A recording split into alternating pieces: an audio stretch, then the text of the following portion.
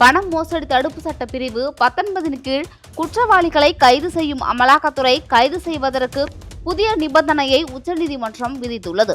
அமலாக்கத்துறை அனுப்பும் நோட்டீஸை ஏற்று குற்றம் சாட்டப்பட்டவர் விசாரணைக்கு ஆஜராகும் போது அவரை கைது செய்வதென்றால் சிறப்பு நீதிமன்றத்திடம் அனுமதி பெற வேண்டும் என்று உச்சநீதிமன்றம் தெரிவித்துள்ளது.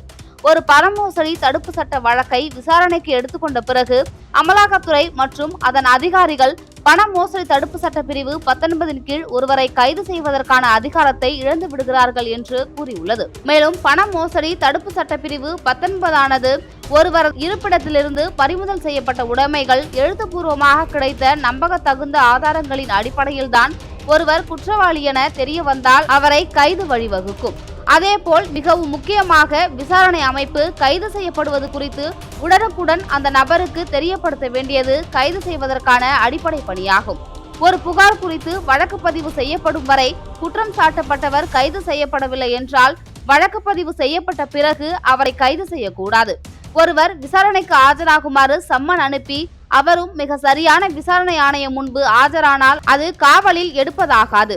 ஒரு தனிநபருக்கு சம்மன் அனுப்பி விசாரணைக்கு உட்படுத்தப்பட்டு விட்டால் அவரை கைது செய்ய சிறப்பு நீதிமன்றத்தின் அனுமதியை விசாரணை அமைப்பு பெற வேண்டும் என்று உச்சநீதிமன்றம் தெரிவித்துள்ளது.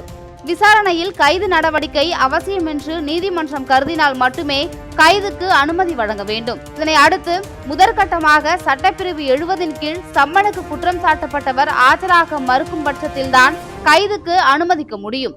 அதுவும் பிணையுடன் கூடிய கைது ஆணையாகவே இருக்க முடியும். குற்றம் சாட்டப்பட்டவருக்கு விதிவிலக்கு இல்லாமல் எழுத்துப்பூர்வமாக கைது செய்யப்படுவதற்கான காரணங்களை அமலாக்கத்துறை கைது செய்யப்படுபவருக்கு வழங்க வேண்டும் என்று உச்சநீதிமன்றம் பிறப்பித்த உத்தரவை மறுபரிசீலனை செய்ய கோரி மனு தள்ளுபடி செய்யப்பட்ட 2 மாதங்களுக்கு பிறகுதான் இந்த சிறப்புமிக்க தீர்ப்பு வழங்கப்பட்டுள்ளது.